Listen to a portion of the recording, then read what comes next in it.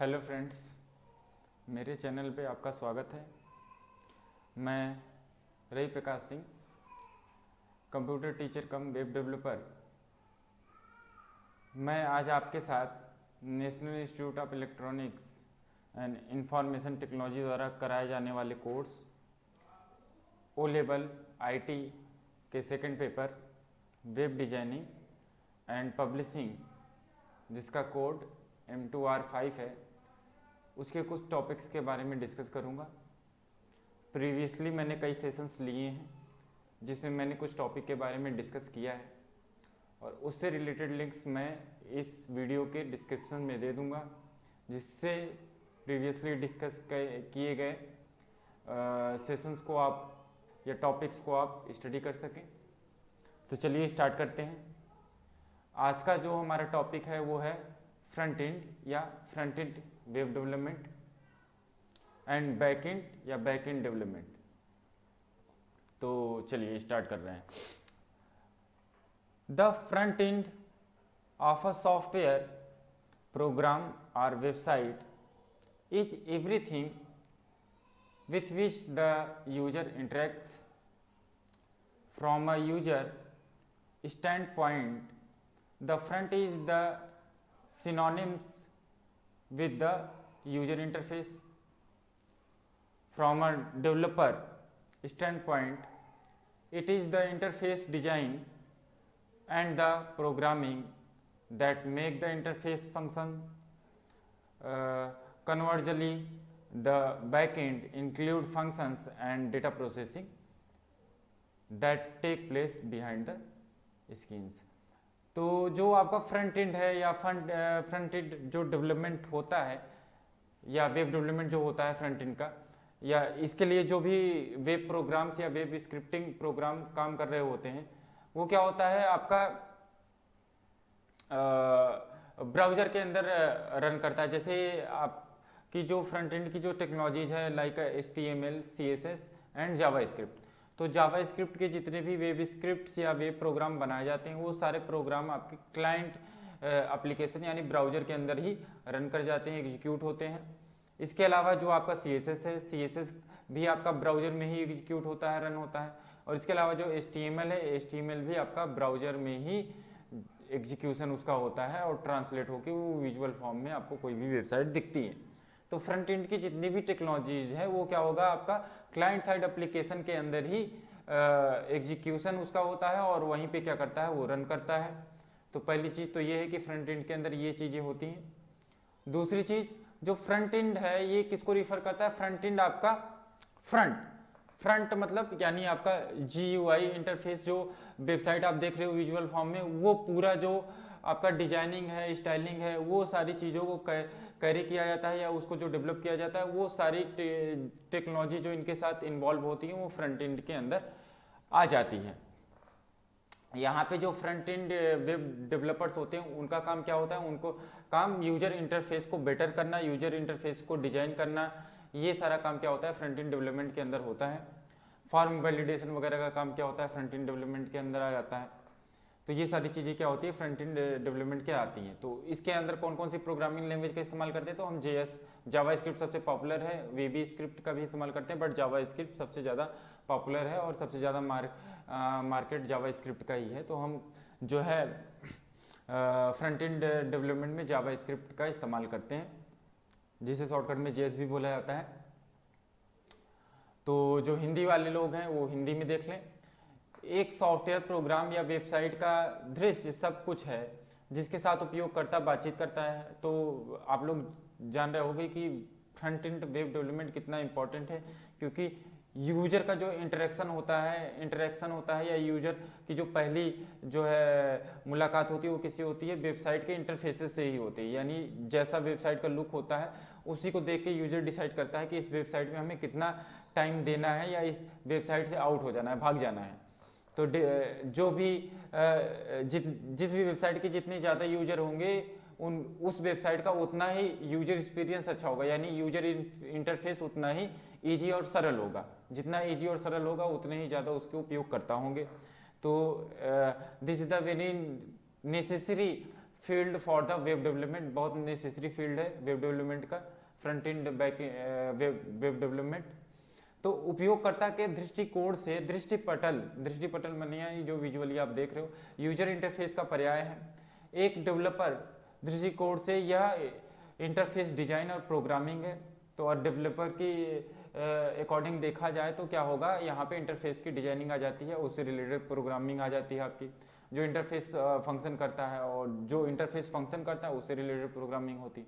इसके विपरीत बैकएंड में फंक्शन और डेटा प्रोसेसिंग शामिल होता है। बैकएंड की अगर बात की जाए तो बैकएंड में क्या होता है, आपका डेटाबेसेस वगैरह होता है, डेटाबेसेस से इंटरेक्शंस होते हैं, यानी उससे डेटा को एक्सेसिंग होती है, अपलोडिंग डाउनलोडिंग होती है, यानी सर्वर साइड स्क्रिप्टिंग लैंग्वेजेस इसके साथ इन्वॉल्व होता है। इस वजह से क्या होता है, ये सारा काम जो बैकएंड वाला होता है वो पर्दे के पीछे से होता है, और पर्दे के आगे कौन है, फ्रंट एंड है। ये यहाँ पे आपका becoming a front end developer the 6 skill unit. अगर आप फ्रंट एंड डेवलपमेंट में काम करना चाहते हैं या एक फ्रंट एंड वेब डेवलपर बनना चाहते हैं तो इसके लिए आपकी कौन कौन सी टेक्नोलॉजिकल स्किल्स होनी चाहिए। तो पहला है आपका HTML, दूसरा है आपका CSS, तीसरा है आपका जावा स्क्रिप्ट। ये 3 चीज़ें आपको आनी चाहिए, और साथ में रिस्पॉन्सिव वेब डिजाइनिंग भी आनी चाहिए, परफॉर्मेंस ऑप्टिमाइजेशन करना आना चाहिए, टूल्स है, और टेस्टिंग वगैरह आनी चाहिए। ये सारी चीज़ें नेसेसरी हैं आपके एक फ्रंट एंड डेवलपर होने के लिए। Front end developer road map यानी HTML सीखिए, CSS सीखिए एंड जावा स्क्रिप्ट सीखिए। फ्रंट एंड का एक और इमेज मिला, इसमें क्या चीज़ें हैं, मार्कअप एंड वेब लैंग्वेजेस सच है HTML CSS जावा स्क्रिप्ट। बार बार इसको ये याद रख लीजिए कि फ्रंट एंड में क्या यूज होना है, HTML CSS and JavaScript. Asynchronous request and Ajax का इस्तेमाल किया जाता है एक्रोनॉमस रिक्वेस्ट को हैंडल करने के लिए। स्पेशलाइज्ड वेब एडिटिंग सॉफ्टवेयर्स होते हैं, स्पेशलाइज्ड इमेज एडिटिंग होती है इसके अंदर, एक्सेसिबिलिटी होती है, क्रॉस ब्राउजर इश्यूज होता है, और सर्च इंजन ऑप्टिमाइजेशन होता है। ये सारा काम क्या होता है, फ्रंट एंड डेवलपमेंट के अंदर होता है, यानी SEO का काम होता है, डिजिटल मार्केटिंग का काम होता है, क्रॉस ब्राउजर इशू, जो ब्राउजर्स के इशू आ रहे हैं, यानी आपकी जो वेबसाइट है जब अलग अलग ब्राउजर पे ओपन की जाए तो उसके अंदर क्या क्या इशू आ रहे हैं उसको रिजॉल्व करने का काम फ्रंट एंड डेवलपर का होता है। एक्सेसिबिलिटी का मतलब है अलग अलग प्लेटफॉर्म पे उसकी एक्सेसिबिलिटी क्या है, किस तरीके से हम एक्सेसिबिलिटी को बढ़ाएं, ये सारा काम जिम्मेदारियां भी फ्रंट एंड वेब डेवलपर की होती है। और वेब एडिटिंग सॉफ्टवेयर का इस्तेमाल करना, और जो इमेजेस आप कैटेलॉग वगैरह यूज करते हैं फ्रंट एंड में, उन सारी चीज़ों का भी कैटेलॉग को और बेटर करना, इमेज एडिटिंग सॉफ्टवेयर्स का इस्तेमाल करना, इसके लिए ये सारा काम भी फ्रंट एंड डेवलपमेंट के अंदर आ जाता है। यानी जो ग्राफिक्स डिजाइनर होते हैं वो किसके अंदर आ जाएंगे, आपके फ्रंट एंड डेवलपमेंट के अंदर आ जाते हैं। और जो आपका जावा स्क्रिप्ट प्रोग्रामर है वो भी क्या होगा, फ्रंट एंड वेब डेवलपमेंट के डेवलपर के रूप में काम करता है। और जो CSS स्टाइलर है या HTML में जो सारे लोग कोड करते हैं वो भी क्या है, फ्रंट एंड वेब डेवलपमेंट के अंदर काम करते हैं। नेक्स्ट पैराग्राफ पे आते हैं। One of the primary goal of front end development is create a smooth frictionless user experience. In other words, the front end of an application or website should be intuitive and easy to use. इसका मतलब क्या हुआ कि क्या होता है, जो primary goal है फ्रंट एंड डेवलपमेंट का, प्राइमरी मतलब यानी जो मेन गोल है वो क्या है, क्रिएट है स्मूथली क्रिएट करना। क्या क्रिएट करेंगे हम, यूजर जो एक्सपीरियंस होता है, यानी यूजर के एक्सपीरियंस को बेटर करने के लिए हम क्या करते हैं, फ्रंट एंड डेवलपमेंट में काम करते हैं। और यूजर एक्सपीरियंस को कैसे बेटर करेंगे, यूआई यानी यूजर इंटरफेस को और बेटर, स्मूथ और ईजी बना के, यानी यूआई जितना बेटर होगा उतना ही यूजर एक्सपीरियंस भी क्या होगा, बेटर होगा। तो इसीलिए कह रहा है, in other words the front end and application and website should be intuitive, यानी वो क्या होना चाहिए, आपका क्या होता है, सुंदर होना चाहिए, एंड इजी टू यूज, सरल होना चाहिए, सुंदर होना चाहिए, यानी यूजर फ्रेंड इंटरफेस का अपीयरेंस जो दिख रहा है विजुअली फॉर्म में जो हम देखते हैं तो ये करना चाहिए, बहुत ही अट्रैक्टिव होना चाहिए, सुंदर हो और साथ में क्या हो, सरल भी हो। While this sounds like a simple goal, it can be surprisingly complex since not all user or devices are the same. For example, an app developer for a mobile device require a significantly different front end than the desktop application. Website must work well on multiple devices and screen size, which is why modern web development typically involve responsive design. तो यहाँ पे जो आपका example ले रहा है, मैं आपको इसको डिस्क्राइब कर रहा हूँ कि यहाँ पे कह रहा है कि आपका जो क्या कहते हैं सिंपल गोल क्या है, सिंपल गोल यही है कि आपको यूजर के लिए, ये यूजर जो डिवाइसेस हैं उनके लिए क्या होना चाहिए, जो यूजर एक्सपीरियंस हो वो बेटर हो, चाहे वो मोबाइल के अंदर हो चाहे वेबसाइट के अंदर, आपका डेस्कटॉप का या लैपटॉप कंप्यूटर के अंदर जब हम वेबसाइट को खोलें तो इसका एक्सपीरियंस उसी तरीके से बेटर होना चाहिए, या यूआई क्या होना चाहिए, आपका सिंपल होना चाहिए, अट्रैक्टिव होना चाहिए। तो उसके लिए क्या करते हैं हम, रिस्पॉन्सिव वेब डिजाइनिंग वगैरह का यूज करते हैं। जैसे किसी भी वेबसाइट को हम अलग अलग डिवाइसेस जिसकी स्क्रीन साइज क्या होती है अलग अलग होती है, जब उस पर हम उस वेबसाइट का उपयोग करते हैं तो वहाँ पे क्या करता है वो ऑटोमेटिकली अपने आप को क्या कर लेता है, एडजस्ट कर लेता है according to screen size. This is the responsive web design. ये क्या होता है, रिस्पॉन्सिव वेब डिजाइनिंग की वजह से होता है। और आज हम क्योंकि इंटरनेट का इस्तेमाल करने के लिए, इंटरनेट के इस्तेमाल के थ्रू किसी वेबसाइट को एक्सेस करने के लिए वेरियस तरीके के डिवाइसेस का इस्तेमाल कर रहे हैं, टैब हो गया, आपका मोबाइल हो गया, आईफोन्स हो गए, इसके अलावा आपका डेस्कटॉप कंप्यूटर हो गया, लैपटॉप कंप्यूटर हो गया, बड़े स्क्रीन साइज के मॉनिटर हो गए, छोटे स्क्रीन साइज के मॉनिटर हो गए, तो इन तरह की अलग अलग स्क्रीन साइजेस वाले डिवाइसेस का यूज कर रहे हैं। तो यहाँ पे जरूरी हो जाता है कि हमारा जो वेबसाइट है या उसका जो यूजर इंटरफेस है वो क्या हो, रिस्पॉन्सिव हो। तो यानी ये सारा काम भी, उसको रिस्पॉन्सिव बनाने का काम भी, किसी वेबसाइट को रिस्पॉन्सिव बनाने का काम भी क्या होता है, फ्रंट एंड डेवलपमेंट के अंदर आ जाता है। और ये बहुत ज़रूरी और नेसेसरी चीज़ है। अगर कोई भी वेबसाइट अपने आप को किसी डिवाइस के एक स्क्रीन साइज के अकॉर्डिंग एडजस्ट नहीं कर पाती है तो उसको उसका जो यूजर एक्सपीरियंस है वो क्या हो जाएगा, खराब हो जाएगा। यानी यूआई सही तरीके से रिप्रेजेंट ही नहीं होगा जब किसी भी पार्टिकुलर डिवाइस में, तो क्या होगा, उस वेबसाइट पे कोई भी यूजर रहना नहीं चाहेगा और इससे यूजर एक्सपीरियंस क्या होगा, खराब होगा और आपकी वेबसाइट क्या हो जाएगी, यूजलेस हो जाएगी। जो लोग हिंदी में दे रहे हैं एग्जाम वो हिंदी में देख लें। सीमांत विकास के प्राथमिक लक्ष्यों में से एक सुगम और घर्षण रहित उपयोगकर्ता अनुभव बनाना है। दूसरे शब्दों में किसी एप्लीकेशन या वेबसाइट का फ्रंट एंड सहज उपयोग में आसान होना चाहिए। मेन लक्ष्य क्या होता है फ्रंट एंड का, आसान बनाना। यूजर को वेबसाइट एक्सेस करे और उस वेबसाइट को एक्सेस करने में उसे मजा आए, वो उसको सरल लगना चाहिए, नेविगेशन उसका सरल लगना चाहिए। ये सारा काम क्या होता है, उद्देश्य होता है किसी भी फ्रंट एंड वेब डेवलपर का, और फ्रंट एंड टेक्नोलॉजी के अंदर ये सारे काम होते हैं। एक साधारण लक्ष्य की तरह लगता है, यह आश्चर्य रूप से जटिल हो सकता है क्योंकि सभी उपयोगकर्ता या उपकरण समान नहीं होते। मैंने वही बताया कि कोई भी उपयोगकर्ता सेम डिवाइसेस का इस्तेमाल नहीं करता, अलग अलग उपयोगकर्ता किसी एक ही वेबसाइट को एक्सेस करने के लिए अलग अलग तरीके के उपकरण का यूज करते हैं, यानी अलग अलग स्क्रीन साइजों का इस्तेमाल करते हैं। मैंने आपको एग्जांपल्स दिए इसके कई, जैसे उदाहरण के लिए एक मोबाइल डिवाइस के लिए विकसित ऐप को डेस्कटॉप एप्लीकेशन की तुलना में काफ़ी अलग फ्रंट एंड की आवश्यकता होगी, यानी अलग तरीके के यूआई की ज़रूरत होगी। और वेबसाइटों को कई उपकरणों और स्क्रीन आकारों पर अच्छी तरह से काम करना चाहिए। कोई भी वेबसाइट रिस्पॉन्सिव होनी चाहिए जिससे कि वो अपने आप को स्क्रीन साइजों के अकॉर्डिंग एडजस्ट कर सके। यही वजह है कि आधुनिक वेब विकास में आमतौर पे उत्तरदायी मतलब रिस्पॉन्सिव डिजाइन क्या होता है, शामिल होता है। आगे भी हम रिस्पॉन्सिव वेब डिजाइनिंग के टॉपिक को डिस्कस करेंगे डिटेल से। नेक्स्ट टॉपिक हमारा examples of the front and elements include. तो इसमें कौन कौन सी चीज़ें इंक्लूडेड हैं फ्रंट एंड में। एप्लीकेशन और पेज लेआउट, जो एप्लीकेशन है या पेज लेआउट होता है वो इन्वॉल्व होता है फ्रंट एंड के अंदर। पेज लेआउट के बारे में मैंने प्रीवियसली वीडियोज में डिस्कस किया है, यहाँ से थोड़ा सा बता देता हूँ कि लेआउट क्या होता है। एक पार्टिकुलर क्या होता है, डिजाइन और पैटर्न होता है जिसका इस्तेमाल हम वेबसाइट के वेरियस तरीके के एलिमेंट को व्यवस्थित करने के लिए करते हैं। जैसे आपका हेडर हो गया, बॉडी हो गया, फुटर हो गया, सिंपलेस्ट लेआउट है। तो आपका कुछ हेडर सेक्शंस होते हैं, कुछ बॉडी होता है आपका कंटेंट का, किसी वेबसाइट के जो बॉडी होती है वो कंटेंट, और जो फुटर इंफॉर्मेशंस होती है। जैसे फुटर इंफॉर्मेशन आपका वेरियस तरीके के लोग क्या करते हैं, लिंक्स देते हैं और वेबसाइट से रिलेटेड कॉपीराइट वगैरह इंफॉर्मेशन देते हैं। और इसके अलावा कॉन्टैक्ट डिटेल्स वगैरह फुटर में आ जाता है, और हेडर में आपका लोगो, कंपनी नेम, ये सारी चीज़ें आ जाती हैं। और बॉडी के अंदर आपका, और बॉडी के अंदर क्या होगा, मेन कंटेंट्स जो वेबसाइट से रिलेटेड है वो सारी चीज़ें होती हैं। आते हैं नेक्स्ट पे, ग्राफिक्स का इस्तेमाल होता है फ्रंट एंड के अंदर। वेबसाइट के अंदर ही आप इस्तेमाल करते हैं, लेकिन ये जो काम है ग्राफिक्स का काम है ये फ्रंट एंड के अंदर आ जाता है। Audio and video elements, audio video elements भी फ्रंट एंड के अंदर आ जाते हैं। टेक्स्ट कंटेंट भी आपका फ्रंट एंड के अंदर आएगा।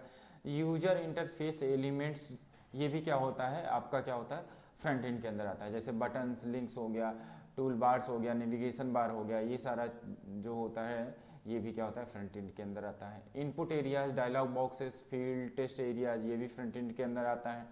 यूजर फ्लो, यूजर फ्लो का मतलब हो गया how one interfaces lead to next, तो ये भी क्या होता है फ्रंट एंड के अंदर आ जाता है। User preferences, themes and customisation, user ये सारा भी, यानी जो थीम्स होती है, थीम्स का मतलब होता है कि हर पार्टिकुलर जो वेबसाइट है वो लुक लाइक कैसी दिख रही है, उसके अंदर जो एलिमेंट्स है वो एक दूसरे के साथ किस तरीके से एडजस्टमेंट्स है, उनका कैसा बैकग्राउंड है, ये सारी क्या होती है, नेविगेशन किस तरीके का, ये सारा क्या होता है थीम के अंदर ही इंक्लूड होता है। तो वेरियस तरीके के जब हम क्या करते हैं वेबसाइट्स में थीम वगैरह क्या करते हैं लगाते हैं। रेडीमेड थीम भी आती है, प्रीमियम थीम्स आती है जिसको मार्केट से खरीद के आप किसी वेबसाइट के लिए यूज कर सकते हैं, यानी कोई CMS है उस CMS के लिए जैसे लाइक वर्ल्डप्रेस के लिए वेरियस थीम्स एंड प्लगइन्स आते हैं, आप उनका इस्तेमाल कर सकते हैं। और इसके बारे में हम आगे डीप में डिस्कस करेंगे जब CMS वाला टॉपिक आएगा कि CMS क्या होता है, उसका कैसे इस्तेमाल किया जाता है। हिंदी वाले देख लें। एप्लीकेशन या पेज लेआउट होता है, ग्राफिक्स होता है, ऑडियो एंड वीडियो तत्व होते हैं, पाठ्य सामग्री होती है, उपयोगकर्ता इंटरफेस तत्व जैसे button, link, tool bar, navigation bar आदि होता है। इनपुट क्षेत्र, प्रपत्र, फील्ड, पाठ पे क्षेत्र, ये सारी चीज़ें होती हैं। उपयोगकर्ता प्रवाह, कैसे एक इंटरफेस अगले की ओर जाता है, यानी एक इंटरफेस दूसरे इंटरफेस की ओर कैसे जाता है, ये सारी चीज़ें होती हैं। उपयोगकर्ता की प्राथमिकता या थीम अनुकूलन, ये सारी चीज़ें भी होती हैं। Next, user input is the received through the front end and processed in the back end of a program और वेबसाइट। तो यहाँ पे जो क्या होता है आपका यूजर होता है, यूजर क्या करता है इनपुट को फ्रंट एंड के माध्यम से प्राप्त करता है और एक जो पार्टिकुलर वर्क है या कार्यक्रम है उसे क्या करता है वेबसाइट के बैकएंड से क्या करता है जोड़ता है या संसाधित, कह सकते हैं शुद्ध हिंदी संसाधित करता है। इसका मतलब है कि क्या करता है जो आपका receive through the front and, जो इनपुट्स हैं वो यूजर्स के जितने भी इनपुट है ये किसके थ्रू लिए जाते हैं, फ्रंट एंड का इस्तेमाल करके लिया जाता है। लेकिन इसकी जो प्रोसेसिंग होती है, इसकी जो प्रोसेसिंग करने का काम होता है वो क्या होता है बैक एंड प्रोग्राम के थ्रू होता है। जैसे आप कोई फॉर्म वगैरह भरते हो तो फॉर्म वगैरह भरते समय जब आपसे क्या करता है डेटा लिया जाता है किसी वेबसाइट के थ्रू, तो डेटा जब हम देते हैं किसी भी पार्टिकुलर फॉर्म को तो उस समय फ्रंट एंड प्रोग्राम काम कर रहा होता है। उसका क्या काम होता है डेटा को वैलिडेट करना, जिसके लिए जावास्क्रिप्ट के प्रोग्राम काम कर रहे होते हैं। तो डेटा का वैलिडेशन करता है वो कि यूजर जहाँ पे आपका स्टूडेंट नेम मांग रहा है वहाँ पे आप स्टूडेंट नेम ही पास करिए, जहाँ पे फादर नेम मांग रहा है फादर नेम पास करिए, जहाँ पे डेट ऑफ बर्थ मांग रहा है वहाँ पे डेट ऑफ बर्थ ही इंटर किया जाए, डेट ऑफ बर्थ, और वहाँ पे कोई स्ट्रिंग न पास कर दिया। जैसे डेट ऑफ बर्थ मेरी फॉर्म में हो सकता है तो आप वहाँ पे कोई क्या करते हैं स्ट्रिंग मतलब यानी नॉर्मल स्ट्रिंग्स का मतलब किसी वर्ड का इस्तेमाल न करें।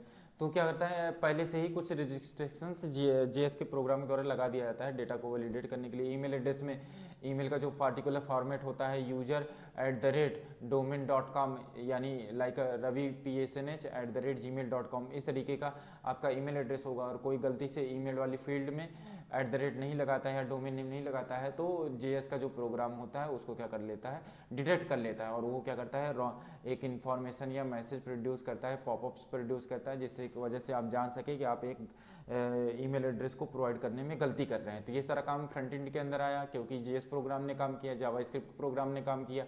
लेकिन जब फॉर्म को आप सबमिट कर देते हैं, सबमिट का बटन प्रेस कर देते हैं तो फॉर्म की क्या होती है प्रोसेसिंग होनी होती है, यानी वो जो डेटा आपने वेबसाइट पे दिया है वो डेटा क्या होता है सर्वर में स्टोर होने के लिए क्या होता है उसकी प्रोसेसिंग चालू हो जाती है। ऐसे कंडीशन में आपका क्या होता है सर्वर साइड स्क्रिप्ट काम करता है, यानी सर्वर साइड प्रोग्राम काम करता है और उसको क्या करता है डेटाबेस के अंदर स्टोर कराने का काम कराता है। क्योंकि आपका सारा डेटा कहाँ पे स्टोर होता है सर्वर साइड यानी सर्वर में स्टोर होता है और वो भी डेटाबेस सॉफ्टवेयर के अंदर। आगे चलते हैं। Backend code read and write data and send output to the user via the front end. तो जो बैकएंड कोड्स होते हैं, बैकएंड यानी बैकएंड डेवलपमेंट के अंदर जो बैकएंड के वेब स्क्रिप्ट प्रोग्राम काम कर रहे हो तो उनका काम क्या होता है रीड एंड राइट करने का होता है, डेटा को रीड करना और डेटा को राइट करना, एंड सेंड आउटपुट, इसके बाद रीड राइट करने के बाद उसका आउटपुट क्या करना, देना, और वो आउटपुट कहाँ देगा, फ्रंट एंड को, फ्रंट एंड के अंदर जो भी टेक्नोलॉजीज हैं उनको रेफर करेगा, और फिर फ्रंट एंड अपनी टेक्नोलॉजी का इस्तेमाल करके एक क्या होगा, पार्टिकुलर आउटपुट जनरेट करके उसको ब्राउजर के अंदर डिस्प्ले करेगा। Since the back end and front end of an app or website work together, तो हमें पता होना चाहिए कि कोई भी वेबसाइट अगर वो डायनेमिक वेबसाइट है या कोई भी वेबसाइट है उसमें क्या होता है, अगर फ्रंट एंड बैक एंड दोनों इन्वॉल्व है तो दोनों मिल के क्या होते हैं, काम करते हैं, उस वर्क को करते हैं पूरी तरीके से। आगे चलते हैं।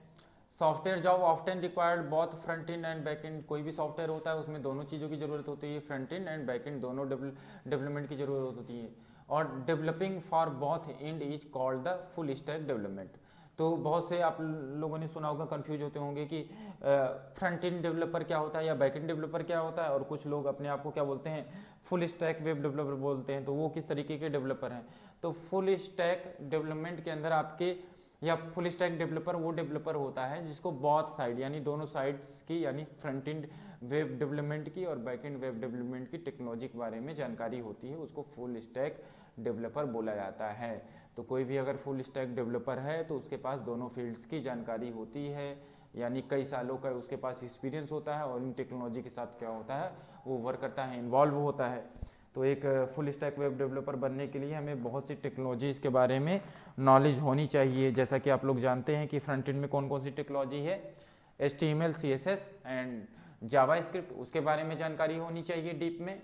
और इसके अलावा आपका सर्वर साइड स्क्रिप्टिंग लैंग्वेजेस और डेटाबेस के बारे में जानकारी होनी चाहिए, जैसे डेटाबेस MySQL और एकल वगैरह के बारे में जानकारी होनी चाहिए। इसके अलावा आपको PHP ASP.NET या रूबी ऑन रेल्स या पाइथन वगैरह के बारे में नॉलेज होनी चाहिए। तो ये सारी नॉलेज अगर आप रखते हैं तो आप फुल स्टैक वेब डेवलपर के रूप में काम कर सकते हैं। इसके अलावा CMS के बारे में भी, ये तो टेक्नोलॉजी है, इसके बाद CMS कंटेंट मैनेजमेंट सिस्टम के बारे में भी जानकारी होनी चाहिए, रिस्पॉन्सिव वेब डिजाइनिंग के बारे में भी जानकारी होनी चाहिए। तो बहुत सी जानकारियाँ हैं। तो इस तरह की जानकारी को कंटेंट करने के लिए यानी सीखने के लिए कई सालों की ज़रूरत होती है, यानी 5 से 6 साल आपको ये सारी चीज़ों को लर्न करने में, सीखने में और एक्सपीरियंस करने में लगेगा। आप 2 या 3 सालों के अंदर एक फुल स्टैक वेब डेवलपर नहीं बन सकते हैं। कई लोग मैंने देखा है कि कई वीडियोज़ में कि वो 2 महीने 3 महीने या 1 साल में फुल स्टैक वेब डेवलपर आपको बना रहे हैं, तो this is the very wrong. कोई भी 1 साल या 6 महीने में एक फुल स्टैक वेब डेवलपर नहीं बन सकता है। वो एक ही किसी फील्ड में बन जाए, चाहे वो फ्रंट एंड वेब डेवलपर हो जाए या बैक एंड डेवलपर हो जाए, तो 6 महीने में वो भी नहीं हो सकता है। तो this is the very wrong, ये गलत मैसेज है, आप इसके ऊपर बिलीव मत कीजिए। आप हर एक टेक्नोलॉजी को सीखने के लिए समय दीजिए। अगर किसी टेक्नोलॉजी को सीखने के लिए आप टाइम दोगे तो उसी वजह से आपकी जो है उस फील्ड के अंदर मास्टरी डेवलप होगी। आप 1 या 2 महीने के अंदर किसी फील्ड के अंदर मास्टरी डेवलप नहीं कर सकते हैं। तो इस चीज़ का ध्यान रखिए आप। चलिए आगे चलते हैं, हम अपने वीडियो में अपने टॉपिक को डिस्कस करते हैं। हिंदी में देख लीजिए, जो लोग हिंदी में दे रहे हैं। उपयोगकर्ता इनपुट को फ्रंट एंड के माध्यम से प्राप्त किया जाता है और एक कार्यक्रम या वेबसाइट के बैकएंड में संसाधित किया जाता है। बैकएंड कोड डेटा को पढ़ता है और लिखता है और फ्रंट एंड के माध्यम से उपयोगकर्ता को आउटपुट भेजता है। चूंकि किसी ऐप या वेबसाइट के बैकएंड और फ्रंट एंड एक साथ काम करते हैं, इसलिए सॉफ्टवेयर जॉब्स में अक्सर front end and backend development दोनों की आवश्यकता होती है। अगर सॉफ्टवेयर फील्ड यानी वेब डेवलपमेंट के अंदर आप काम करना चाहते हैं तो आप जो है बैकएंड और फ्रंट एंड दोनों की नॉलेज रखिए, क्योंकि कंपटीशन बहुत बढ़ गया है। लेकिन ऐसा नहीं है, अगर किसी फील्ड के अंदर आपकी मास्टरी है, लाइक बैकएंड के बारे में डीप नॉलेज है या फ्रंट एंड के बारे में डीप नॉलेज रखते हैं आप, तो भी आप आसानी से जॉब गेन कर सकते हैं as a backend developer and front end web developer. दोनों सिरों के लिए विकास को पूर्ण स्टैक विकास कहा जाता है, यानी फुल स्टैक वेब डेवलपमेंट कहा जाता है। आगे चलते हैं, नोट्स कुछ दिया हुआ है, उस नोट को भी स्टडी कर लेते हैं। तो नोट में क्या है आपका, फ्रंट एंड में आल्सो भी written front end as known front end, इसको फ्रंट एंड भी बोला जाता है, फ्रंट एंड भी बोला जाता है। For simplicity the closed compound word front end has become an acceptable term of both. तो ये नोट्स है, इसको आप ध्यान रखिएगा। आगे चलते हैं, बैक एंड डेवलपमेंट में के बारे में बात करेंगे, तो थोड़ा सा मैं होल्ड करूंगा।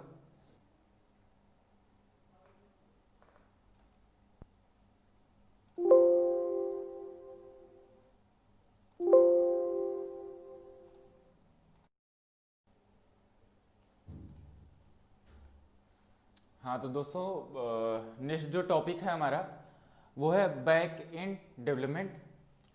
तो बैक एंड डेवलपमेंट में हम किन किन चीज़ों के बारे में स्टडी करते हैं, कौन कौन सी टेक्नोलॉजी इस बैक एंड डेवलपमेंट के साथ एंगेज होती है, और कैसे कोई वेबसाइट में बैक एंड टेक्नोलॉजीज काम करती हैं, इन सारी चीज़ों के बारे में इस टॉपिक्स में हम डिस्कस करेंगे। तो आइए जानते हैं कि what is the back end development, back end development क्या होता है। तो back end development refers to the server side of an application and everything that communicates between the database and the browser। Hindi में देख लीजिए, बैकएंड डेवलपमेंट में तात्पर्य किसी एप्लीकेशन के सर्वर साइड और डेटाबेस ब्राउजर के बीच संचार करने वाली हर चीज़ से है। तो मैंने पहले भी डिस्कस किया है कि जो बैकएंड डेवलपमेंट है इसमें क्या होता है, डेटाबेस के साथ इंटरेक्शन इंगेज होता है। यानी क्या होता है, जो सर्वर साइड स्क्रिप्टिंग प्रोग्राम्स है वो क्या करते हैं, डेटाबेस के साथ इंटरेक्ट करते हैं, यानी डेटाबेस से पार्टिकुलर डेटा को एक्सेस करते हैं और एक्सेस करने के बाद उसके अकॉर्डिंग आउटपुट जनरेट करके क्या करते हैं, फ्रंट एंड के पास रिफर करते हैं। ये सारा काम होता है। और दो डेटाबेस और ब्राउजर के बीच में क्या होता है, संचार का काम होता है, कम्युनिकेशन का काम होता है through the backend web scripting languages. तो ये सारी चीज़ें क्या होती है, इस फील्ड में इंगेज होती हैं। आगे चलते हैं, backend development refer to the server side of development where you primarily focus on how the site works. यहाँ पे जो क्या होता है, जो वेब डेवलपमेंट है वो किसको रिफर कर रहा है, सर्वर साइड डेवलपमेंट को रिफर करता है, जहाँ पे क्या करता है, हमारा प्राइमरी जो फोकस होता है, प्राथमिकता जो हमारी होती है वो क्या होती है, हाउ द साइट वर्क, कोई भी वेबसाइट किस तरीके से वर्क करेगी इसके ऊपर हमारा फोकस होता है। Making update and changes in the addition to monitoring functionality of the site will be your primary responsibility. तो हमारी जो प्राइमरी रिस्पॉन्सिबिलिटी है वो क्या है, मॉनिटरिंग द फंक्शनलिटी को मॉनिटर करना और अपडेट करना, चेंजेस करना, नई चीज़ों को जोड़ना, ये सारा काम क्या होता है, बैकएंड डेवलपमेंट के अंदर आ जाता है। This type of web development usually consist of 3 parts. इस तरह के डेवलपमेंट में क्या होते हैं, 3 पार्ट्स होते हैं। पहला server, a server, an application and a database. तो डेटाबेस इंपॉर्टेंट है, एप्लीकेशन यानी web script, server side script program वो हो गया, और आपका एक सर्वर हो गया। तो कोड राइट बाय बैक या back end developers is what communicate the database information to the browser. तो यहाँ पे जो कोड्स लिखे जाते हैं वो किस लिए लिखे जाते हैं, बैक एंड डेवलपर द्वारा लिखे जाएंगे कम्युनिकेट करने के लिए, डेटाबेस की इंफॉर्मेशन को ब्राउजर तक पहुँचाने के लिए।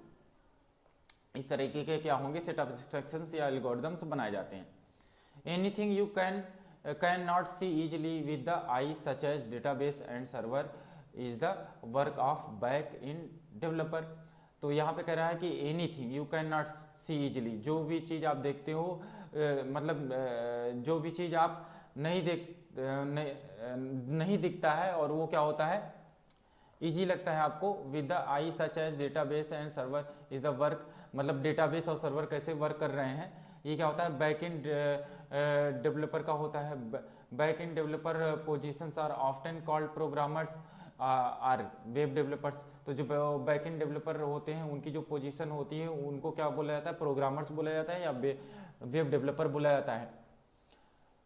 हिंदी वाले देख लें, बैक एंड डेवलपमेंट से तात्पर्य विकास के सर्वर साइट से है, जहां आप मुख्य रूप से साइट के काम करने के तरीके पर केंद्रित हैं।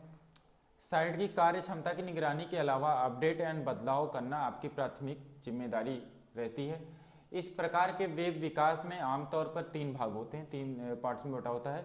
एक पहला है एक सर्वर, दूसरा एक क्या है अनुप्रयोग, और एक क्या होता है डेटाबेस होता है। बैकएंड डेवलपर द्वारा लिखा गया कोड वह है जो डेटाबेस की जानकारी को ब्राउजर तक पहुंचाता है।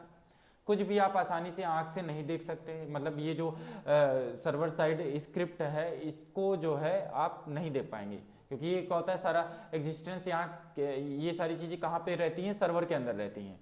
तो अगर आप वेबसाइट पे राइट क्लिक करके व्यू द कोड करोगे तो वहाँ पे क्या होगा, आपको ये सारी चीज़ें नहीं दिखेंगी। जैसा कि डेटाबेस और सर्वर बैकएंड डेवलपर का काम है, ये सारा काम क्या होता है बैकएंड डेवलपर का होता है कि ये जो कॉम्प्लेक्सिटी है ये क्या होनी चाहिए, दिखनी नहीं चाहिए। बैकएंड डेवलपर पदों पर अक्सर प्रोग्रामर या वेब डेवलपर जो बैकएंड का काम करते हैं उनको वेब प्रोग्रामर या वेब डेवलपर कहा जाता है या बैकएंड डेवलपर कहा जाता है। Backend programming languages next topic है हमारा, बैकएंड प्रोग्रामिंग लैंग्वेजेस। तो बैकएंड में प्रोग्रामिंग में हम किस तरीके के लैंग्वेजेस का इस्तेमाल करते हैं इसके बारे में हम बात करेंगे। तो many back end developers know front end languages such as HTML and CSS but need to use languages such as Java, PHP, Ruby on Rails, Python and .NET to get the back end job done. Back end developers are most focused on the site responsiveness and speed. The language are used to create dynamic sites which are different from the static sites in that these type of website store database information. Content on the site is constantly changing and updating. Example dynamic sites include Facebook, Twitter and Google Maps. तो इसको मैं बता रहा हूँ, explain कर रहा हूँ आपको कि ये कैसे इसमें सारा काम हो रहा है आपका। तो देख लीजिए जो बैकएंड डेवलपर है वो उसका जो काम होता है HTML CSS जैसी फ्रंट एंड लैंग्वेजेस, जैसा कि हम जानते हैं कि जो फ्रंट एंड है उसमें ये HTML CSS and JavaScript involve होता है। लेकिन जो बैकएंड है, बैकएंड में आपको काम करने के लिए या जॉब पाने के लिए आपको किन किन चीज़ों की रिक्वायरमेंट होती है, जावा की मतलब सर्वर साइड प्रोग्रामिंग लैंग्वेजेस की जानकारी होनी चाहिए। और इसमें कौन कौन सी लैंग्वेजेस पॉपुलर लैंग्वेजेस है, जैसे आपका PHP हो गया, आपका ASP.NET हो गया, आपका पाइथन हो गया, रूबी ऑन रेल्स हो गया, जावा सर्वर पेज हो गया। तो ये सारी भाषाओं का इस्तेमाल या लैंग्वेजेस का इस्तेमाल होता है। बैकएंड डेवलपर किसी साइट की जवाबदेही और गति पर केंद्रित होते हैं, मतलब वो किस तरीके से आपके साथ इंटरेक्ट कर रहा है कोई भी वेबसाइट और उसकी गति, वो सारा चीज़ें कंट्रोल की जाती है आपकी बैकएंड डेवलपर्स के द्वारा। इन भाषाओं का उपयोग डायनेमिक वेबसाइट बनाने के लिए किया जाता है। और जो सर्वर साइड स्क्रिप्टिंग लैंग्वेजेस हैं जो मैंने अभी एग्जांपल्स आपको बताएं, इन सारी ही भाषाओं का इस्तेमाल डायनेमिक वेबसाइट बनाने के लिए किया जाता है। और डायनेमिक वेबसाइट का मैंने प्रीवियसली वीडियो में जो है डिस्कस किया है कि डायनेमिक वेबसाइट क्या होती है, तो वहाँ पे जाके आप ज़रूर देखिएगा, इस टॉपिक को समझिएगा क्या होता है। जो स्थैतिक साइटों से भिन्न होती है, स्टैटिक मतलब होता है स्टैटिक, तो स्टैटिक साइटों से क्या होता है, भिन्न होता है। और स्टैटिक साइट्स के बारे में भी मैंने प्रीवियसली वीडियो में डिस्कस किया है, तो यहाँ पे नहीं डिस्कस करूँगा मैं इसके बारे में, नहीं तो वीडियो बड़ा हो जाएगा। इस प्रकार की वेबसाइट डेटाबेस की जानकारी संग्रहित करती है, यानी डायनेमिक वेबसाइट क्या होती है, वेबसाइट के डेटाबेस की जानकारी को भी संग्रहित करेगी। और साइट पर सामग्री लगातार बदलती रहती है। किसी भी डायनेमिक वेबसाइट को अगर आप ओपन करके देखिए, जैसे facebook.com, twitter.com, instagram.com, तो वहाँ पे जो भी सामग्री होगी वो लगातार क्या होता है, उसमें चेंजेस होता रहता है और अपडेट होती रहती है। जैसे आप इंस्टाग्राम खोलिए, बार बार आपको जो है नई नई पिक्चरें दिखेंगी, जिन भी यूजर्स को आप फॉलो कर रहे होंगे, या फेसबुक जब खोलेंगे तो उसमें जितने भी आपके फ्रेंड्स होंगे उससे रिलेटेड नोटिफिकेशन और उससे रिलेटेड क्या होंगे मैसेजेस, और जो भी उन्होंने क्या किया होगा, अपलोड किया होगा अपने अकाउंट में, वो सारी चीज़ें आपको दिखती रहती है, चेंज होती रहती हैं। गतिशील साइटों के उदाहरणों में फेसबुक, ट्विटर और गूगल मैप्स शामिल है। ये है आपका front end and back end, इन दोनों में डिफरेंसेस क्या है वो दिखाई दे रहा है आपका।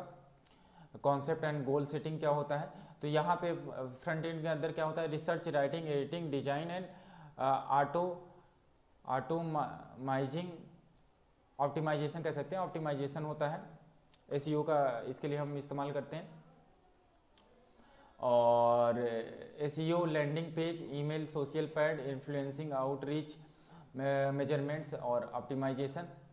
तो जो आपका फ्रंट एंड है, फ्रंट एंड में जो लोग काम करते हैं उनको एज ए आर्टिस्ट आप मान के चलिए, वो क्या होते हैं, आर्टिस्ट होते हैं, क्योंकि उनका काम क्या होता है, मेनली यूजर इंटरफेस को बेटर करना होता है, स्टाइलिश बनाना होता है, जिससे कि और सरल करना होता है, जिससे कि यूजर एक्सपीरियंस क्या हो, बेटर हो, यूआई इसमें क्या होता है, बेटर बनाना होता है। और बैकएंड में क्या होता है, बैकएंड वाले जो होते हैं उनको साइंटिस्ट बोला जाता है, क्योंकि उनका काम क्या होता है, पर्दे के पीछे का होता है, और जितनी भी सारी चीज़ें होती हैं, कॉम्प्लेक्सिटी होती है, वो क्या होती है, बैकएंड साइड के अंदर होती है।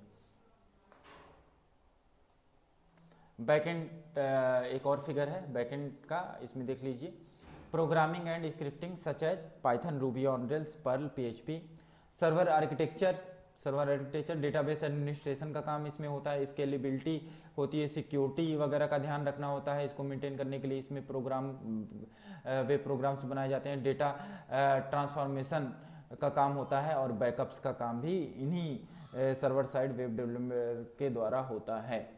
एक वेब डेवलपर के अंदर क्या क्या स्किल्स होनी चाहिए, तो एक वेब डेवलपर के अंदर निम्न स्किल्स होनी चाहिए। जैसे पहली क्या है आपकी, proficiency knowledge of the backend programming के बारे में नॉलेज होनी चाहिए, और इसके अलावा knowledge of the accessibility and security compliances, मतलब सिक्योरिटी के बारे में, कैसे सिक्योरिटी मेंटेन करेंगे उसके बारे में नॉलेज होनी चाहिए। Understanding the front and technology, क्योंकि बैकएंड का काम क्या होता है, फ्रंट एंड को आउटपुट प्रोवाइड करना होता है, रेफर करना होता है, अपने जो इंफॉर्मेशन है डेटाबेस के थ्रू जो एक्सेस की गई है उसको फ्रंट एंड तक पहुंचाना होता है, तो कैसे पहुंचाएंगे इसके बारे में भी जानकारी होनी चाहिए, यानी HTML, CSS, जावास्क्रिप्ट के बारे में भी जानकारी होनी चाहिए। और साथ में experience with the version control and such a Git, और इसके अलावा ability to manage a hosting environment के बारे में पता होना चाहिए, इंक्लूडिंग डेटाबेस एडमिनिस्ट्रेशन, डेटाबेस के एडमिनिस्ट्रेशन के बारे में पता होना चाहिए, एक डेटाबेस को कैसे हैंडल करते हैं, कैसे एक्सेस करते हैं, उसके बारे में भी जानकारी होना जरूरी है। Languages used in the server scripting are Ruby, PHP, ASP and ETC। बहुत सी लैंग्वेजेस हैं, मैंने कई बार आपको रिपीट किया है। Languages commonly use for the client side scripting are JavaScript, VB script. Client side scripting is the excellent for any case which required user interaction. Server side scripting is excellent for any area of the required loading of the dynamic data. तो जो हमारा ये जो topic है client and server scripting language है, जिसके बारे में हम बात कर रहे हैं, तो चलिए इसको देख लिया जाए, कौन कौन सी लैंग्वेजेस होती हैं, कौन सी क्लाइंट साइड स्क्रिप्टिंग लैंग्वेज होती है और कौन सी सर्वर साइड स्क्रिप्टिंग लैंग्वेज होती है, और इनका हम कब कहाँ कैसे इस्तेमाल करते हैं। तो मैं बता दे रहा हूँ आपको, जो क्लाइंट साइड स्क्रिप्टिंग है उसमें सबसे पॉपुलर तो आपका जावास्क्रिप्ट है, VB स्क्रिप्ट माइक्रोसॉफ्ट वाले इस्तेमाल करते हैं, बाकी के सभी लोग क्या करते हैं, जावास्क्रिप्ट का इस्तेमाल करते हैं, और HTML और CSS। लेकिन HTML CSS क्या है, आपकी प्रोग्रामिंग लैंग्वेज नहीं होती है, वो क्या होती है, HTML क्या है, मार्कअप लैंग्वेज है, और CSS क्या है, स्टाइलिंग लैंग्वेज है, तो वो प्रोग्रामिंग लैंग्वेज नहीं है। प्रोग्रामिंग लैंग्वेज आपकी JS है, जो कि क्लाइंट साइड स्क्रिप्टिंग है। और जो सर्वर साइड स्क्रिप्टिंग है, सर्वर साइड स्क्रिप्टिंग में बहुत से लैंग्वेजेस का इस्तेमाल होता है, जैसे मैंने बताया आपको, PHP हो गया, पाइथन हो गया, रूबी ऑन रेल्स हो गया, जावा सर्वर पेज हो गया, पर्ल हो गया, और ऐसी बहुत सी क्या होती हैं आपकी लैंग्वेजेस होती हैं। हिंदी में देख लीजिए, सर्वर साइड स्क्रिप्टिंग में उपयोग की जाने वाली भाषाएं रूबी, PHP, ASP.NET आदि हैं। क्लाइंट साइड स्क्रिप्टिंग के लिए आमतौर पर उपयोग की जाने वाली भाषाएं जावास्क्रिप्ट, VB स्क्रिप्ट आदि हैं, और क्लाइंट साइड स्क्रिप्टिंग किसी भी मामले के लिए उत्कृष्ट है जिसमें उपयोगकर्ता सहभागिता की आवश्यकता होती है, और सर्वर साइड स्क्रिप्टिंग किसी भी क्षेत्र के लिए उत्कृष्ट है जिसमें गतिशील डेटा लोड करने की आवश्यकता होती है। नेक्स्ट टॉपिक है आपका difference between server side scripting and client side scripting. Server side scripting और क्लाइंट साइड स्क्रिप्टिंग के बीच क्या अंतर है, और इस अंतर को बताने के लिए मुझे थोड़ा पानी पीने की ज़रूरत पड़ेगी, तो मैं थोड़ा सा होल्ड करता हूँ।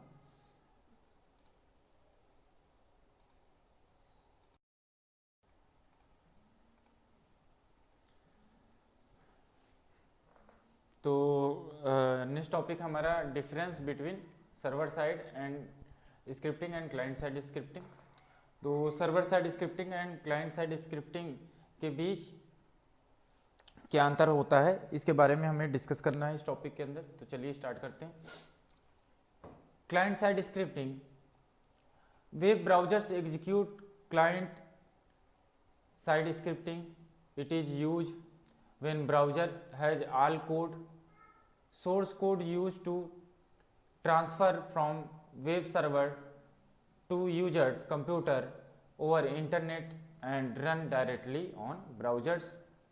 It is also used for validations and functionality for the user events. मैंने प्रीवियसली भी इसको डिस्कस किया है, फिर से रिपीट हो गया, तो चलिए फिर से रिपीट कर देते हैं. तो यहाँ पे बता रहा है कि जो वेब ब्राउजर एग्जीक्यूशन है, यानी वेब ब्राउजर के अंदर जो भी एग्जीक्यूशन होता है किसका, क्लाइंट साइड स्क्रिप्ट का, यानी JS के प्रोग्राम्स का, तो ये सारा काम होता है इसमें. And it is use when browser has all code. और ये कब यूज होता है, जब ब्राउजर के पास सारे कोड होते हैं. और source code use to transfer from the web server. और ये सोर्स कोड किसके द्वारा भेजे जाते हैं, वेब सर्वर के द्वारा भेजे जाते हैं, क्योंकि वेब सर्वर ही क्या करता है, किसी वेबसाइट के रिगार्डिंग क्या करता है, रिस्पॉन्स जनरेट करने का काम करता है to user computer. User computer मतलब क्लाइंट कंप्यूटर, यानी क्लाइंट के ब्राउजर में जाके वो क्या होता है, सोर्स कोड पहुंचता है, जो कि वेब सर्वर द्वारा प्रोवाइड किया जाता है इंटरनेट के माध्यम से. मीडियम क्या होता है, इंटरनेट होता है, क्योंकि ये क्या होता है, आपका नेटवर्क होता है जो कि वेब सर्वर और क्लाइंट कंप्यूटर को आपस में जोड़ता है. Run directly on the browser. और ये सारा सोर्स कोड क्या होता है, ब्राउजर के अंदर रन हो जाता है. It is also use for the validation. और इसका इस्तेमाल क्या होता है, क्लाइंट साइड के स्क्रिप्टिंग के अंदर वैलिडेशन करने का काम और functionality for the user events. और जो फंक्शनैलिटी प्रोवाइड किया जाता है, यूजर इवेंट्स जो होते हैं वो भी क्या होते हैं, क्लाइंट साइड स्क्रिप्टिंग के अंदर आ जाते हैं. हिंदी वाले देखें. Web browser client side scripting को निष्पादित करते हैं. यह तब उपयोग होता है जब ब्राउजर में सभी कोड होते हैं. इंटरनेट से उपयोगकर्ता के कंप्यूटर पर वेब सर्वर से स्थानांतरण और सीधे ब्राउजर पर चलने के लिए स्रोत कोड का उपयोग किया जाता है. इसका उपयोग उपयोगकर्ता और घटनाओं के सत्यापन और कार्यक्षमता के लिए भी किया जाता है. Next paragraph. It allow for more interactivity. It is usually perform several actions without going to user. तो क्या हो गया, यहाँ पे हम अलाउज करते हैं मोर इंटरेक्टिविटी को, यानी इंटरेक्टिविटी को बढ़ावा देते हैं. इट यूजुअली परफॉर्म, जो कि परफॉर्म करता है सेवरल, कई तरीकों के एक्शंस को without going to user, without user के पास नहीं जाना पड़ता और अपने से क्या होते हैं, सेवरल एक्शंस होते हैं. It can not be basically use to connect to database. यहाँ पे डेटाबेस का कोई कनेक्शन नहीं होता है ऑन द वेब सर्वर, जो कि वेब सर्वर पे होता है. डेटाबेस कहाँ होगा, वेब सर्वर के अंदर स्टोर होता है. These script can not access file system that reside at the web browser. जो ये स्क्रिप्ट्स होते हैं, can not access file system, ये फाइल सिस्टम को एक्सेस नहीं करते हैं. That reside at the web browser, जो वेब ब्राउजर के अंदर होता है. Pages are altered on the basis of user choice. Page क्या होते हैं, अल्टर्ड किए जा सकते हैं यूजर के चॉइसेस के ऊपर.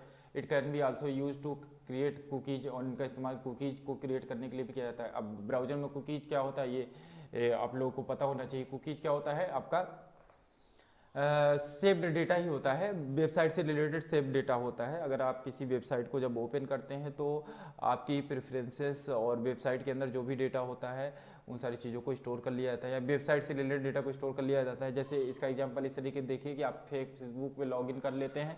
लॉगिन करने के बाद अगर आप लॉग आउट नहीं करते तो आपका सारा डेटा क्या होता है, उसमें कुकीज के रूप में मौजूद रहता है. जब दोबारा आप फेसबुक पे जाते हैं तो आपकी जो फेसबुक का अकाउंट है बिना लॉगिन किए ही ओपन हो जाता है. तो ये पॉसिबल किसकी वजह से हो रहा है, आपके ब्राउजर के अंदर जो कुकीज होता है उसकी वजह से. और भी कई एग्जांपल्स मैं आपको दे सकता हूँ. तो ये जब ब्राउजर के बारे में आपसे डिस्कस करूँगा तो इसके बारे में डीप में डिस्कस किया जाएगा, और कैसे कुकीज को क्लियर किया जाता है इसके बारे में भी डिस्कस करेंगे. हिंदी वाले देख लें. यह अधिक अंतःक्रियाशीलता की अनुमति देता है. यह आमतौर पर उपयोगकर्ता के लिए जाने के बिना कई कार्य करता है, यानी उपयोगकर्ता जिसके बारे में नहीं जानता है उसकी बगैर भी क्या करता है, ये काम करता रहता है. यह मूल रूप से वेब सर्वर पर डेटाबेस से कनेक्ट करने के लिए उपयोग नहीं होता, यानी डेटाबेस से कनेक्टिविटी के लिए इसका इस्तेमाल नहीं होता है क्लाइंट साइड स्क्रिप्टिंग का. ये स्क्रिप्ट वेब ब्राउजर पर रहने वाली फाइल सिस्टम तक नहीं पहुंच सकती हैं. और ये जो स्क्रिप्ट्स होती हैं वो क्या होती है, फाइल सिस्टम तक नहीं पहुंचती हैं. कौन सी फाइल सिस्टम तक, जो फाइल सिस्टम आपका होता है, चाहे वो सर्वर में हो, चाहे वो आपका क्या हो, क्लाइंट में हो, क्लाइंट पीसी में हो, उपयोगकर्ताओं की पसंद के आधार पर पृष्ठ बदल दिए जाते हैं। उपयोगकर्ता की पसंद के आधार पर क्या होता है, पृष्ठ बदल दिए जाते हैं। ये काम क्या होगा आपका क्लाइंट साइड स्क्रिप्टिंग लैंग्वेज के अंदर आ जाएगा। और इसका उपयोग कुकीज बनाने के लिए भी किया जा सकता है, जो उपयोगकर्ता के कंप्यूटर पर डेटा संग्रहित करता है। आगे चलते हैं। नेक्स्ट है आपका सर्वर साइड स्क्रिप्टिंग। तो सर्वर साइड स्क्रिप्टिंग के बारे में भी जान लेते हैं। Web servers are used to execute server side scripting. They are basically used to create dynamic pages.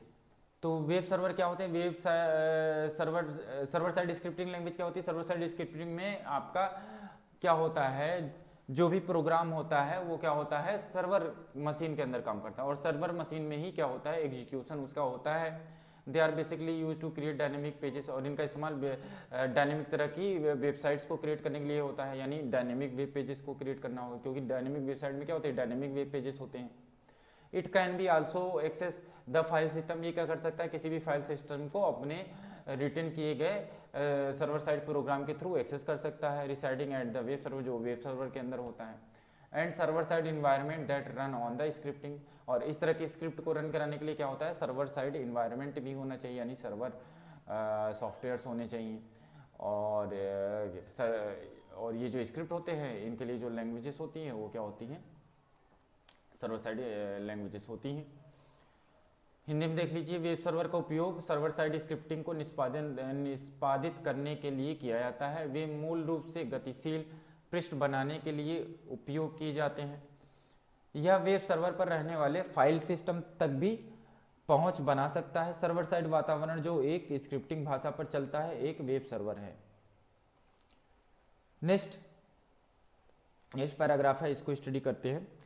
Scripts can be written in any number of server side scripting languages available. जो scripts यानी server side scripting जो आपके programmes होंगे या script होंगे, वो किसी भी सर्वर साइड स्क्रिप्टिंग लैंग्वेज का इस्तेमाल करके बनाए जा सकते हैं। जैसे आप PHP बना सकते हैं, ASP.NET पे बना सकते हैं, Ruby on Rails पे बना सकते हैं, जावा सर्वर पेज का इस्तेमाल करके बना सकते हैं, depending on the web developer कि वेब डेवलपर को कौन सी लैंग्वेजेस को प्रेफर करता है सर्वर साइड स्क्रिप्टिंग प्रोग्राम तैयार करने के लिए। It is use to retrieve and generate content for dynamic pages. It is use to require to download plugins.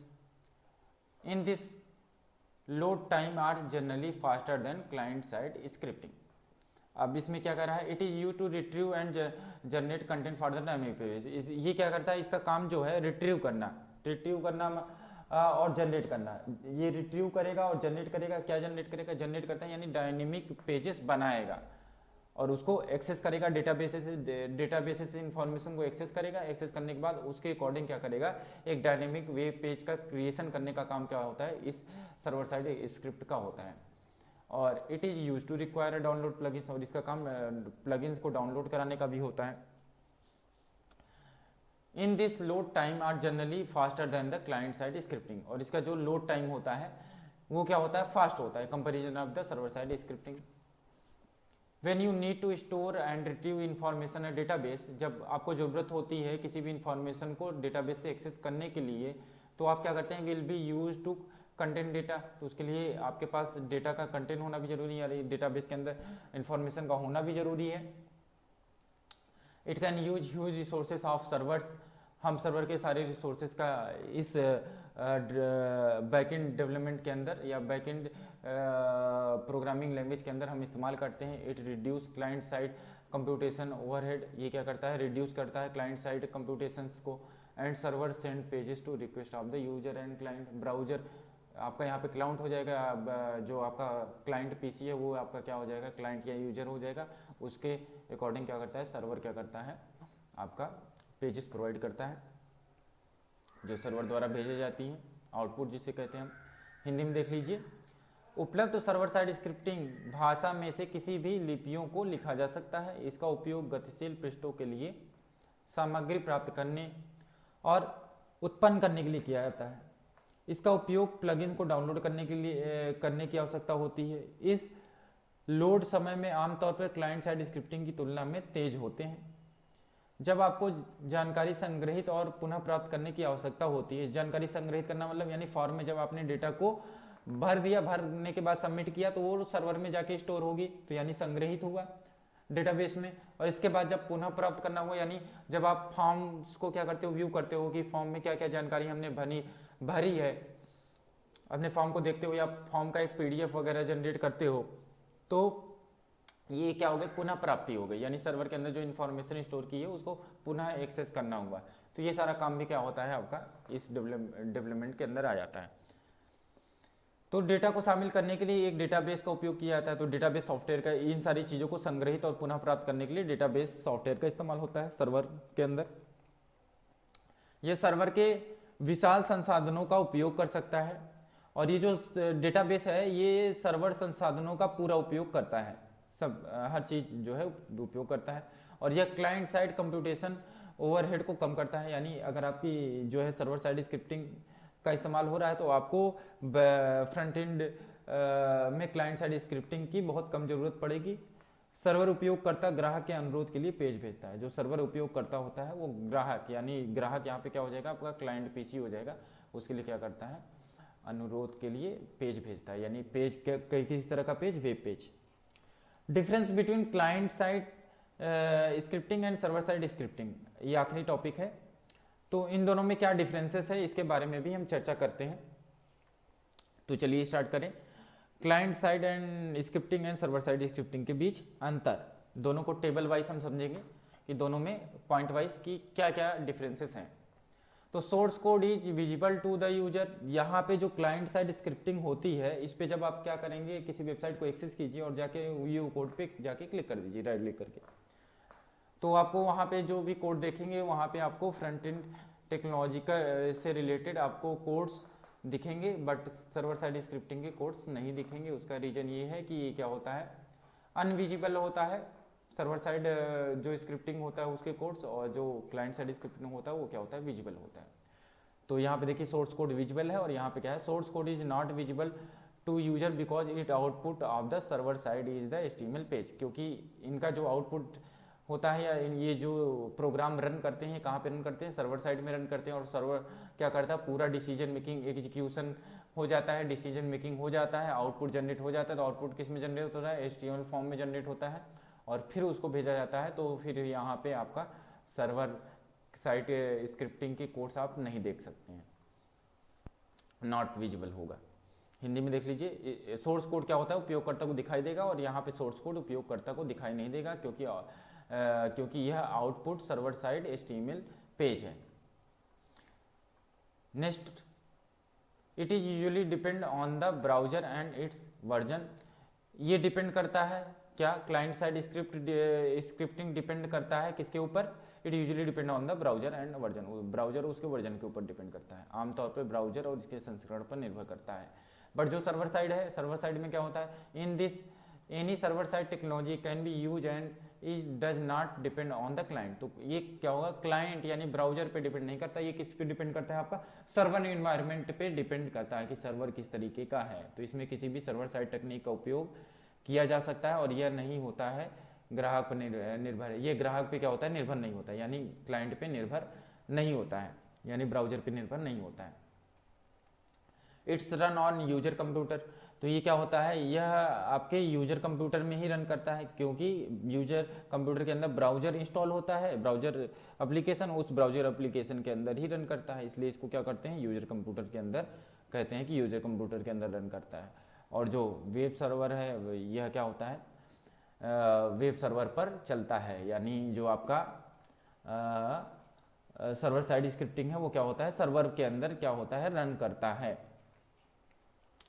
There are many advantage linked with this, like faster response time, a more interactive application। तो तेजी के साथ इसके कई फायदे हैं, और प्रतिक्रिया समय एक अधिक इंटरेक्टिव अनुप्रयोग। The primary advantage is its ability to highly customize response requirement, access right based on user. तो इसके अंदर क्या था, इसमें देयर आर मेनी एडवांटेज, यहाँ पे बहुत से एडवांटेज होते हैं इसकी, क्या, लिंक विद लाइक फास्टर, इसमें लिंक बहुत तेजी से काम करते हैं। रिस्पॉन्स टाइम क्या होता है, कम होता है, मोर इंटरेक्टिव एप्लीकेशन हो जाएगा क्लाइंट साइड स्क्रिप्टिंग में। बट सर्वर साइड स्क्रिप्टिंग में क्या हो गया, सर्वर साइड स्क्रिप्टिंग में आपका प्राइमरी लाभ यह है कि उच्च अनुकूलित प्रक्रिया की क्षमता। तो प्रक्रिया की क्षमता क्या होती है, बहुत विकसित होती है, और आवश्यकताओं और उपयोगकर्ता के आधार पर उपयोग का अधिकार, उपयोगकर्ता के आधार पे एक यहाँ पे क्या होता है, आउटपुट जनरेट होता है। ये ऐसा मैं क्यों कह रहा हूँ, जैसे फेसबुक पे आप जाइए और अपने यूजर प्रोफाइल पे क्लिक करिए, तो आप क्या चाहते थे, यूजर प्रोफाइल को एक्सेस करना चाहते थे, क्लिक किया तो उसमें यूजर प्रोफाइल से रिलेटेड इन्फॉर्मेशन आ गई। तो क्या है, डायनेमिक हुआ तो डायनेमिक में सर्वर साइड स्क्रिप्टिंग इन्वॉल्व हुआ, यानी सर्वर साइड स्क्रिप्टिंग का इस्तेमाल होता है। It does not provide security for data. Next point है, यह डेटा के लिए सुरक्षा प्रदान नहीं करता है, यानी इसमें सुरक्षा का कोई इंतजाम नहीं होता है क्लाइंट साइड स्क्रिप्टिंग में। और सर्वर साइड स्क्रिप्टिंग में क्या होता है, ये क्या करता है, provide more security for data, data के लिए सिक्योरिटी वगैरह प्रदान करता है। यानी सिक्योरिटी की रिगार्डिंग जो हम तैयारी करते हैं या प्रोग्रामिंग करते हैं वो कहाँ पे होगी, बैकएंड डेवलपर द्वारा होती है या बैकएंड डेवलपमेंट में होती है। Next, it is a technique use in web development in which script run on the client browser. तो ये क्या है, यह इस तरह की टेक्निक है जहाँ पे वेब डेवलपमेंट में स्क्रिप्ट को रन कराते हैं क्लाइंट या ब्राउजर के अंदर। यह वेब विकास में एक तकनीकी उपयोग है जिसमें स्क्रिप्ट क्लाइंट ब्राउजर पर चलती हैं। और दूसरी तरफ यानी बैकएंड में, it is a technique that uses script on web server to produce a response that is customize for each client request. इसका मतलब ये हुआ कि यह एक ऐसी टेक्निक है जो प्रत्येक क्लाइंट के अनुरोध, यानी क्लाइंट के अनुरोध के लिए अनुकूलित प्रक्रिया का उत्पादन करने के लिए वेब सर्वर पर स्क्रिप्ट का उपयोग करती है। ऐसी स्क्रिप्ट का उपयोग करती है जो यूजर के अकॉर्डिंग क्या करता है, रिस्पॉन्स को जनरेट करता है। नेक्स्ट है आपका HTML, CSS, JavaScript are use. इस तरह की यानी क्लाइंट साइड में इन तीनों का इस्तेमाल होता है, और सर्वर साइड में PHP, Python, Java, Ruby on rails यानी सर्वर साइडिंग प्रोग्रामिंग लैंग्वेज और डेटाबेस का क्या होता है, उपयोग किया जाता है। तो यहीं पे ये टॉपिक समाप्त होता है। तो आज के लिए बस इतना ही। नेक्स्ट वीडियो में मैं फिर से कुछ नए टॉपिक्स के बारे में, यानी वेब डिजाइनिंग और वेब पब्लिशिंग के कुछ टॉपिक्स के बारे में आपसे डिस्कस करूँगा। तब तक के लिए आज्ञा दीजिए। नमस्कार, बाय दोस्तों, धन्यवाद।